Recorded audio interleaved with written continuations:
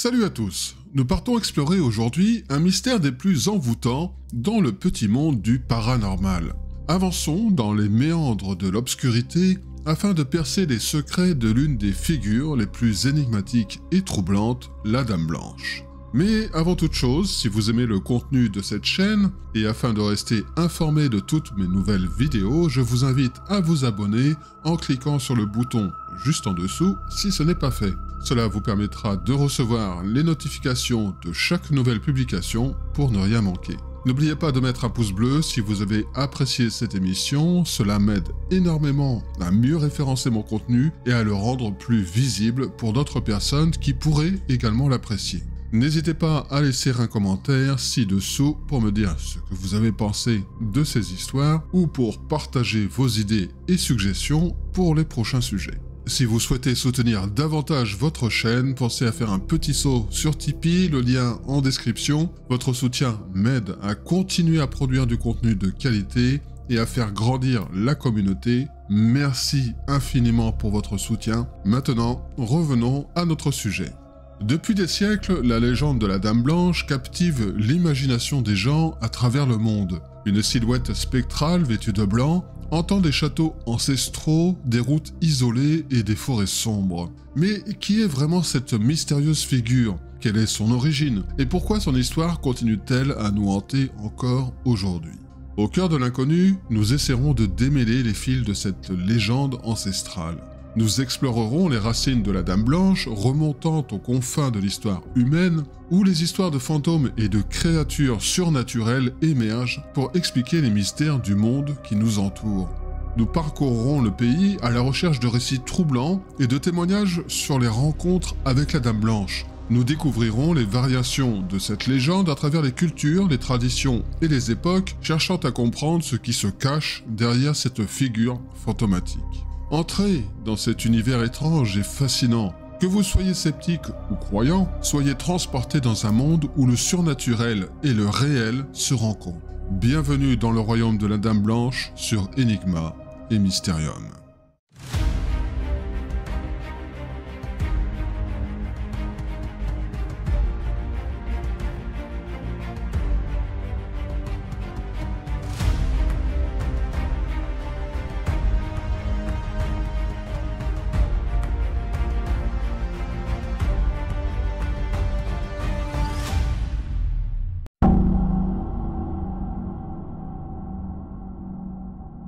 Le mythe de la Dame Blanche est une légende surtout connue pour ses apparitions comme autostoppeuse spectrale sur le bord des routes.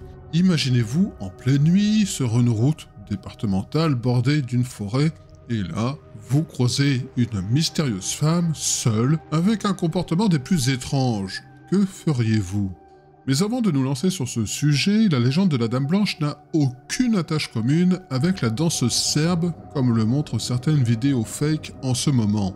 Le récit de la danseuse serbe, également connue sous le nom de la légende de la Kolo, est une histoire folklorique de Serbie, ça tombe sous le sens, racontant qu'une jeune femme danse seule dans les bois la nuit, attirant les hommes la voyant se déhancher dans un état de transe.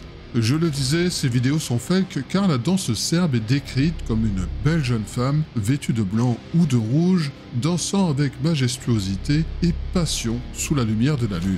Et pas ces masques de laidron montés sur ressort et ces mecs pleurant leur maman. Non, les hommes attirés par sa danse sont hypnotisés par sa beauté et sa grâce, incapables de résister à l'envie de la rejoindre dans sa danse envoûtante. Ceux qui osent s'approcher de la danseuse serbe sont entraînés dans un tourbillon de danse sans fin jusqu'à ce qu'ils s'effondrent d'épuisement ou soient emportés dans les profondeurs de la forêt où ils disparaissent à jamais.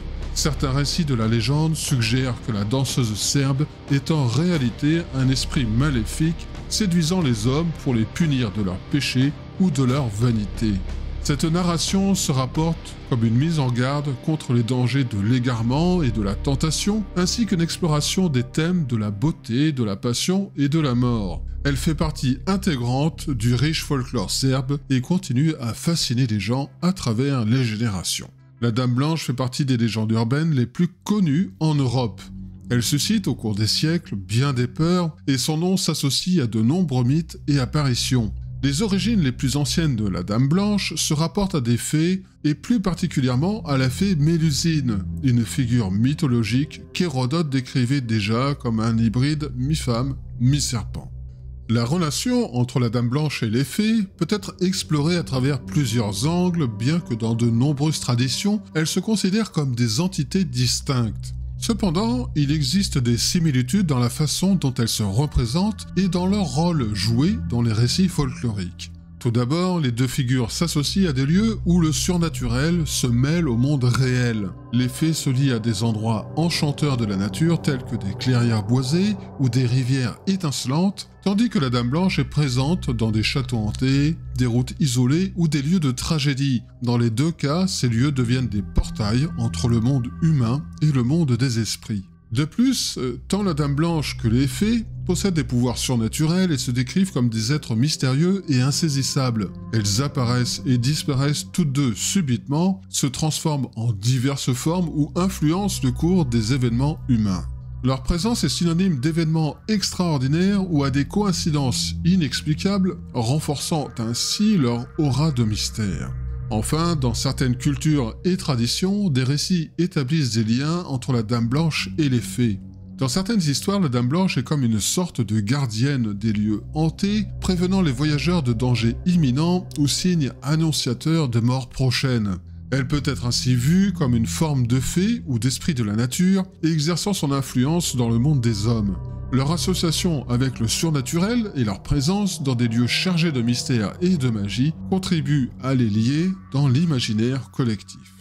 Dans les recoins oubliés des bois anciens, là où les rayons du soleil filtrent à travers le feuillage dense et où les fleurs sauvages dansent au gré du vent, résident nos deux entités éthérées, chacune portant en elle une aura énigmatique et enchanteresse. Les fées, ces êtres de lumière et d'éclat, ont une présence évoquant un sentiment de joie et de fascination chez ceux qui ont la chance de les apercevoir. De l'autre, la Dame Blanche, une figure fantomatique vêtue de blanc, hantant les ruines des châteaux oubliés et les sentiers perdus, porte en elle le poids des souvenirs et des tragédies du passé. Bien que leur monde semble distant et leur destinée divergente, un lien subtil les unit, tissant un fil invisible entre leurs réalités séparées. Les fées, avec leur sagesse ancestrale et leur compréhension intuitive des forces de la nature, ressentent la présence de la Dame Blanche dans les lieux où elle réside, percevant les échos de sa souffrance et de sa solitude à travers les voiles du temps. Elles comprennent que derrière le voile du deuil et de la désolation se cache une âme tourmentée en quête de paix et de rédemption. La Dame Blanche, de son côté, observe parfois les danses enchantées des fées depuis les ombres de la forêt, attirée par leur lumière et leur éclat. Elle se souvient des jours où elle-même connaissait la joie et la félicité avant que le destin ne la condamne à errer dans les ténèbres pour l'éternité. Les rires cristallins des fées la transportent dans un passé lointain, rappelant des jours heureux d'insouciance et de liberté. Malgré leurs différences, les fées et la Dame Blanche partagent une compréhension tacite de la solitude et du chagrin, des secrets enfouis dans les profondeurs de leurs cœurs immortels. Elles reconnaissent en chacune une âme sœur, une âme qui a connu la douleur de la perte et le fardeau de la mémoire. Et bien que leurs chemins puissent rarement se croiser dans les cercles enchantés de la vie, elles se savent liées par un lien intangible, une connexion transcendant les frontières de l'espace et du temps. Leurs histoires entrelacées forment les tissus de la mythologie et du folklore, rappelant aux hommes que même dans les endroits les plus sombres, l'espoir et la lumière peuvent être trouvés si on a le courage de chercher au-delà des apparences. L'histoire de la fée Mélusine débute dans les temps anciens du Moyen-Âge. Un noble chevalier nommé Raymondin de Lusignan chassait dans les bois lorsqu'il rencontra une magnifique femme au bord d'une source. Son nom est Mélusine et sa beauté est hypnotique, avec de longs cheveux dorés et des yeux d'un bleu profond. Raymondin tombe immédiatement amoureux de Mélusine. Celle-ci lui jura puissance et gloire et se marièrent peu de temps après. Mélusine fit toutefois promettre à Raymondin de ne jamais la voir le samedi, jour où elle se retirerait dans ses appartements privés. Pendant de nombreuses années, Raymondin et Mélusine vécurent heureux ensemble et eurent de nombreux enfants. La famille Lusignan devint rapidement l'une des plus puissantes de France. Seulement voilà, le frère de Raymondin, jaloux de l'importance de son frère, vint à lui mentir en déclarant que Mélusine la trompe tous les samedis. Raymondin est troublé et espionne la pièce dans laquelle se trouve sa femme en perçant un trou dans la porte à l'aide de sa dague. Ce qu'il vit le remplit d'horreur. Mélusine, dans son bain, se transforme en une créature mi-femme, mi-serpent, avec une longue queue enroulée autour d'elle. Raymondin garde le secret. Mais un jour, Geoffroy, un de leurs enfants, se voit accusé de la destruction d'une abbaye et d'avoir commis un meurtre. Ces événements tragiques surviennent alors que Geoffroy est en pleine jeunesse et qu'il est en quête de reconnaissance et de légitimité. Selon la légende, Geoffroy est victime d'une malédiction transmise par sa mère, Mélusine, qui est elle-même maudite pour ses origines surnaturelles. La malédiction affecte les descendants de Mélusine, provoquant des incidents malheureux et des tragédies semblant se répéter de génération en génération. Dans le cas de Geoffroy, il est influencé par des forces obscures le poussant à commettre des actes impardonnables. La destruction de l'abbaye et le meurtre qu'on lui attribue sont des conséquences de cette malédiction. Raymondin rejette alors la faute sur sa femme et avoue avoir découvert son secret. Mélusine se défenestre de désespoir et disparaît.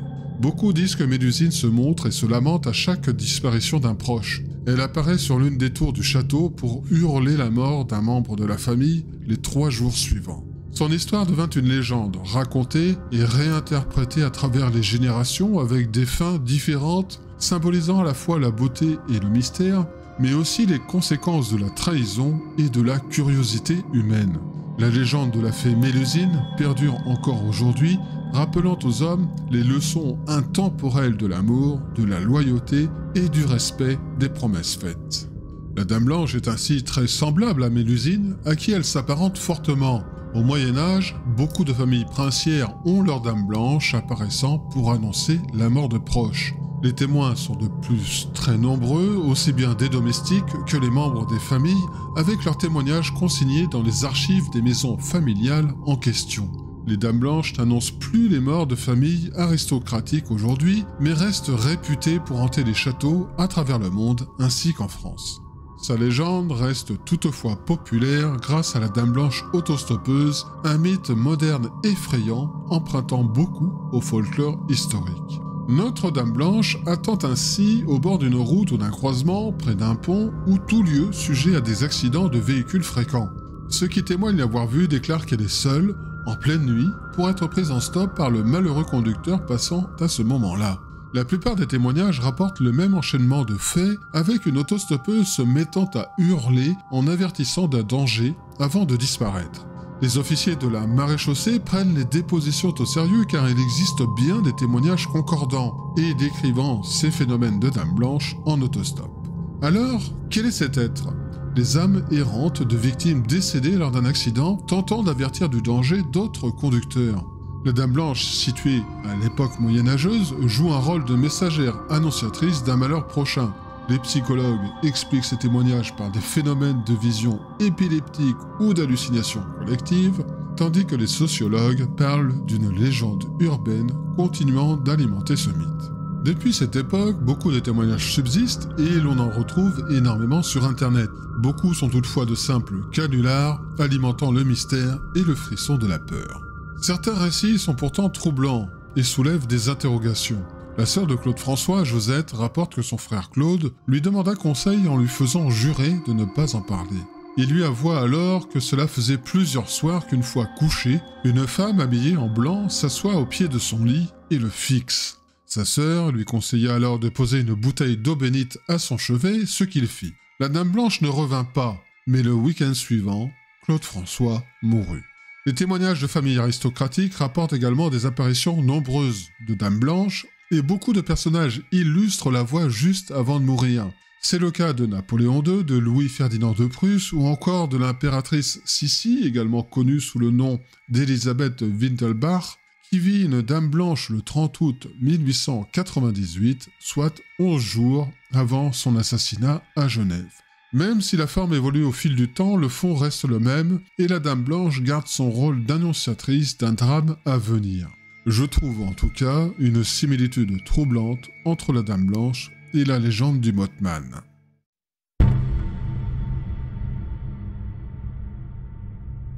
Nous sommes le 20 mai 1981.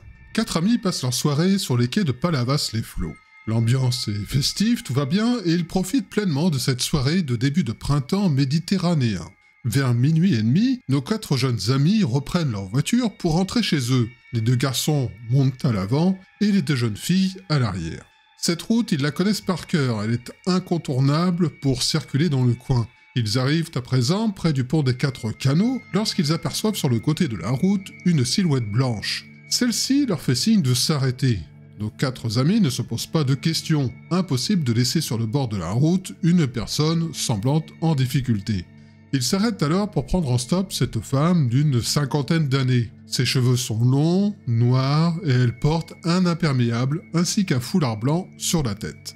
Nos amis lui indiquent qu'ils se dirigent vers Montpellier et, si elle le souhaite, peuvent la déposer. Elle accepte d'un signe de la tête, puis monte dans la voiture. Elle s'installe à l'arrière entre les 2 jeunes filles. Étrangement, l'ambiance change radicalement et cette femme est particulièrement mystérieuse, voire gênante. Plus personne ne parle dans le véhicule, seul le moteur résonne. La passagère est totalement muette, mais elle donne l'impression d'être particulièrement nerveuse. Nos 4 jeunes parcourent à peu près 1 km et le groupe se rapproche du lieu-dit, le Pont Vert, avant d'aborder un virage signalé comme dangereux. La passagère semble de plus en plus nerveuse quand soudainement elle pousse un cri, elle hurle dans la voiture « Attention au virage !» Sa voix est glaçante, terrifiante. Les 4 jeunes sont tétanisés. Surpris, le conducteur lève le pied de l'accélérateur et passe le virage sans plus de difficulté. Ils n'ont pas le temps de retrouver leurs esprits que c'est au tour des 2 jeunes filles derrière de se mettre à hurler d'une voix glaçant les 2 garçons. Ils se retournent et s'aperçoivent qu'il n'y a plus que les 2 jeunes filles sur la banquette arrière. La passagère a tout bonnement disparu. Nos 4 amis sont secoués par ce qu'il vient de se passer et décident de se rendre au commissariat pour raconter cette aventure déboussolante. La police va, dans un premier temps, croire à une plaisanterie de mauvais goût, mais l'un des policiers s'aperçoit très vite que les jeunes sont vraiment sous le choc. Les policiers vont alors se rendre sur place, mais bien sûr, ils ne trouvent rien étayant les témoignages des gamins. Nos 4 jeunes seront convoqués à plusieurs reprises par la police, interrogés par différents enquêteurs, et tous sont unanimes pour conclure à la sincérité de ces jeunes gens.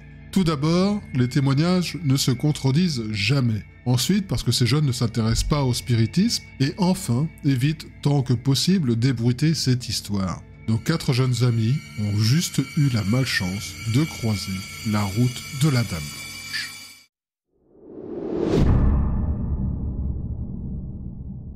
Région Rhône-Alpes. Entre Grenoble et Chambéry, nous sommes en mai 1982, il est minuit passé. Au volant de sa voiture, Maurice s'engage sur la nationale 90, route qu'il connaît particulièrement bien puisqu'il la prend très régulièrement. Il pleut énormément ce soir-là et la visibilité est fortement réduite. Il n'est pas inquiet, comme tout conducteur lambda, c'est un chauffeur aguerri et sa conduite est sûre. Sa radio préférée balance une musique douce, sa vitesse est modérée, mais soudain Maurice semble apercevoir une silhouette sur le bord de la route. Il ralentit et aperçoit une jeune femme semblant en détresse sous cette pluie battante, avec un casque accroché à son bras. Maurice s'arrête à sa hauteur et ouvre sa vitre. La jeune femme a de longs cheveux blonds, trempés, et tombant sur ses épaules dénudées. Il ne peut certes pas laisser cette jeune femme comme ça sur le bord de la route. Il lui propose alors gentiment de la faire monter et de la raccompagner chez elle. Elle accepte aimablement et s'installe sur le siège passager. L'inconnue n'est pas très bavarde. Elle indique simplement qu'elle habite à 3 km de là, sur la commune de Chapareillan. Chapareillan est une petite commune de 1700 habitants, se situant dans la vallée du Grésivaudan entre Grenoble et Chambéry. Connue pour son cadre naturel magnifique, Chapareillan offre de nombreuses possibilités de randonnée et d'activités de plein air dans les environs, notamment avec le massif de la Chartreuse à proximité. Bref, un joli petit coin. Maurice n'a aucun problème à aller la déposer là-bas et repart dans cette direction. Il roule tranquillement et essaie de discuter avec sa jeune passagère. Elle semble toutefois inquiète. Maurice tente de la rassurer en lui expliquant qu'il connaît parfaitement cette route et qu'il a l'habitude de l'emprunter. Pourtant, la jeune femme fait preuve d'une angoisse palpable. Ses yeux ne quittent pas la route et se met d'un seul coup à hurler, une voix terrifiante, voire inhumaine. « Faites attention, nous arrivons au virage du pont du Furet. Ralentissez, c'est un endroit très dangereux. » Maurice est tellement surpris qu'il manque de perdre le contrôle de son véhicule. Heureusement, il reprend vite la situation en main et passe le virage sans difficulté. Mais la jeune femme hurle de plus belle. Maurice est décontenancé par la crise d'angoisse et les cris de sa passagère. Il tente de garder son sang-froid, ralentit un peu pour la rassurer et se tourne vers elle pour lui adresser un sourire réconfortant. Lorsqu'il se retourne, le siège de la passagère est vide. La jeune femme n'est plus là. Maurice est abasourdi, mais qu'est-ce que... Il s'arrête et cherche partout dans la voiture, sous le siège, avant et arrière, rien. Il va même aller voir dans le coffre, mais il n'y a plus personne. Il fait alors demi-tour, peut-être que la passagère a sauté du véhicule, mais toujours aucune trace. Maurice est terrifié. Il rentre chez lui et raconte à sa femme l'aventure qu'il vient de vivre. Sa femme lui dit qu'il a certainement rencontré la Dame Blanche. Beaucoup de locaux connaissent cette histoire car une jeune fille est effectivement décédée au pont du Furet en 1975 d'un accident de moto.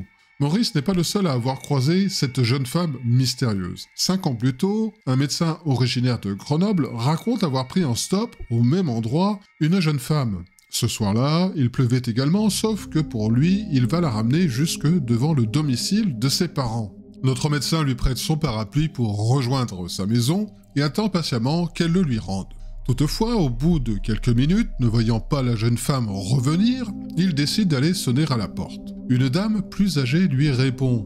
Il lui explique qu'il a pris sa fille en stop et attendait qu'elle lui rapporte son parapluie. La dame est un peu choquée. Elle lui répond que c'est impossible. Sa fille est décédée 2 ans plus tôt d'un accident de moto. La dame endeuillée lui montre une photo de sa fille. Le médecin reconnaît immédiatement la passagère. Notre docteur, cartésien comme pas deux, est très perturbé par cette histoire. Il décide de revenir le lendemain afin d'en savoir un petit peu plus. La dame lui ouvre à nouveau la porte et lui tend son parapluie, retrouvé le matin même sur le perron de sa maison.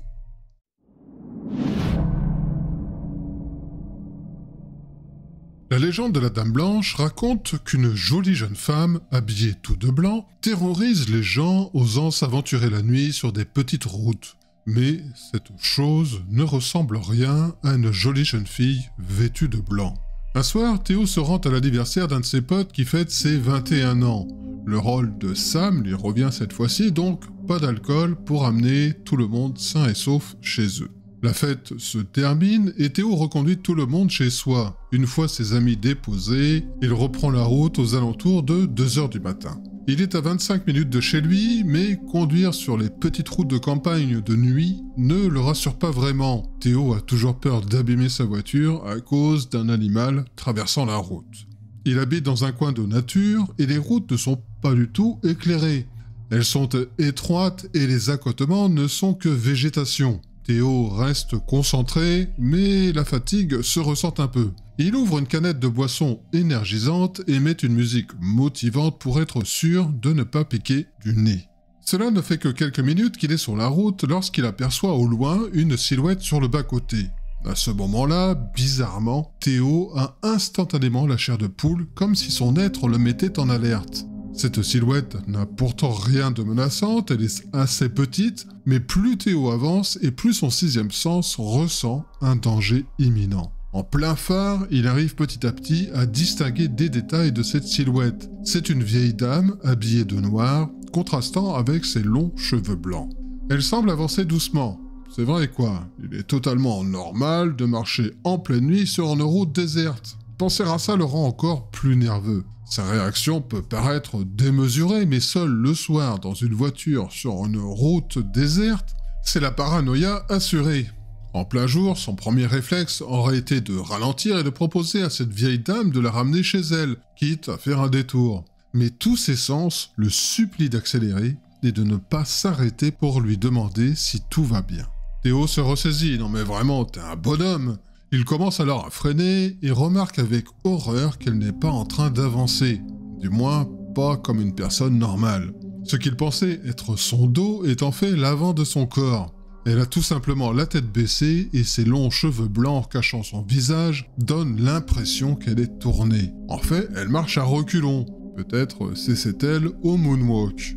Elle relève la tête en même temps que son pouce pour dévoiler un sourire en coin, à vous glacer les sangs. Le cœur du jeune homme bat la chamade et remet rapidement le pied sur l'accélérateur. Théo la dépasse à toute vitesse en prenant bien soin de la contourner le plus loin possible. En regardant dans le rétroviseur, il remarque qu'elle a baissé son pouce et continue sa marche étrange. Terrorisé, il n'ose plus regarder dans son rétro. Après tout, il n'a plus rien à craindre. Il s'est éloigné d'elle et est maintenant en sécurité dans son véhicule. Théo se met à chanter pour se calmer. La musique se termine et là, il entend une voix rauque et froide s'élever depuis l'arrière de la voiture. Tourne à droite à la prochaine intersection. Son cœur se met à battre à toute vitesse. Les poils sur sa nuque se hérissent tellement il est surpris. Il perd presque le contrôle de son véhicule. Attention, jeune homme, ce serait dommage de nous tuer tous les deux. Son rire résonne dans tout l'habitacle. Théo est empli d'effroi. Le son de sa voix lui transperce le corps. Il a très peur de regarder dans le rétro, mais il sait pertinemment qu'il s'agit de la vieille dame croisée quelques minutes plus tôt sur la route. Dans un effort surhumain, il lève les yeux vers le rétroviseur. Ses craintes se confirment, elle est belle et bien assise derrière. La voir de près le terrifie, Théo est mort de peur. La respiration de la vieille dame est forte, rauque et saccadée. Sa peau est fripée et sèche comme si elle avait vécu plus longtemps qu'elle n'aurait dû. Il remarque l'odeur de soufre qui envahit l'habitacle. Il veut stopper la voiture pour en descendre en se disant qu'il aurait plus de chances de se sauver en courant qu'en étant dans le même endroit qu'elle. Pourtant, il est incapable de contrôler ses mouvements. Il conduit normalement, cependant, mais la moindre intention pour essayer de se tirer de là, comme freiner brusquement, est impossible. Ses membres refusent catégoriquement d'obéir. Il est incapable de parler, pétrifié par cette vision. Théo est à sa merci et son sourire en coin lui prouve qu'elle en est complètement consciente. Il prie de toutes ses forces, suppliant Dieu dans sa tête de le sortir de ce guêpier. Peine perdue. Croyait-il vraiment que Dieu vienne le secourir alors qu'il l'ignore dans sa vie de tous les jours? Des larmes coulent de ses yeux, la peur qu'il ressent est indescriptible. Pour empirer les choses, il arrive dans une intersection. Son cœur est sur le point d'exploser lorsqu'il sent des mains, mais pas les siennes. Elles appuient fortement d'une force surhumaine pour le forcer à tourner le volant. Théo lutte de toutes ses forces pour empêcher le volant de tourner, mais c'est impossible. Il force tellement que sa tête lui fait mal, si mal qu'il en a la vue brouillée. Ne résiste pas, laisse-toi faire. Ce sera facile pour toi et moi.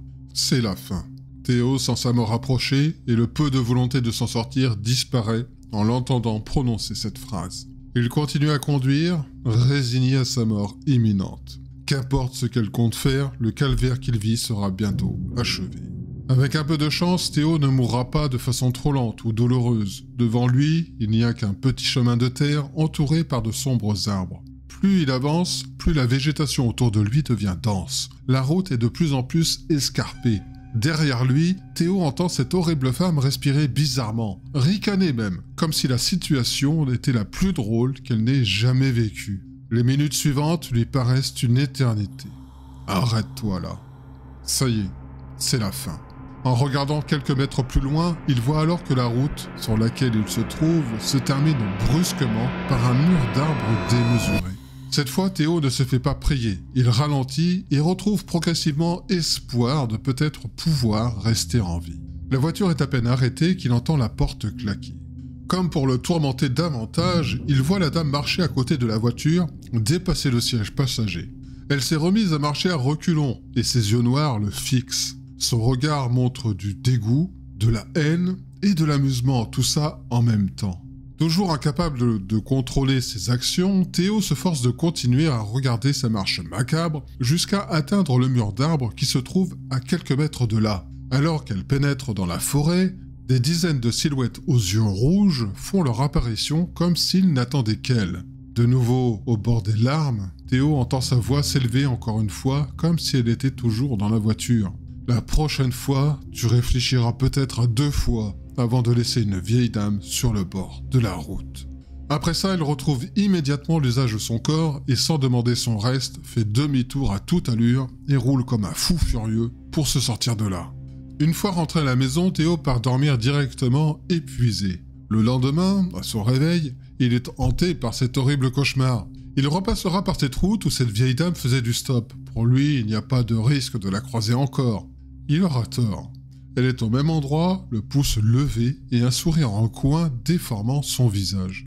Il s'arrête alors, pas 2 fois, cette horrible expérience. À sa grande surprise, elle ne montera pas et se contentera de rire aux éclats avant de continuer sa route. C'est bien la dernière fois de sa vie que Théo passe ici. Il évite même de prendre sa voiture pour se rendre où que ce soit, ce mauvais pressentiment restant toujours présent. Théo a vraiment l'impression qu'elle n'a pas fini de s'amuser avec lui. Alors que nous clôturons cette émission sur la Dame Blanche, une question demeure. Qu'en est-il réellement de cette mystérieuse figure hantant nos histoires et nos cauchemars depuis des siècles? Est-elle simplement le fruit de notre imagination, ou bien existe-t-elle réellement cachée dans les ombres de la nuit? Les légendes et les récits explorés aujourd'hui nous incitent à nous interroger sur la frontière entre le réel et l'imaginaire, entre la raison et le surnaturel. Peut-être que la Dame Blanche n'est pas seulement une créature de conte et de légende, mais un reflet de nos peurs les plus profondes, de nos espoirs et de nos croyances les plus secrètes. En continuant à explorer le monde fascinant du paranormal, nous nous ouvrons à de nouvelles perspectives et à de nouvelles possibilités. Alors je vous invite à poursuivre cette quête de connaissances avec moi, à continuer à chercher les réponses aux mystères peuplant notre belle planète. Merci de m'avoir suivi, n'oubliez pas de vous abonner, mettez un pouce bleu pour soutenir la chaîne et activez la cloche des notifications pour ne rien louper des prochaines émissions. Restez curieux, restez éveillés et méfiez-vous des rencontres nocturnes. À la prochaine sur Enigma et Mysterium.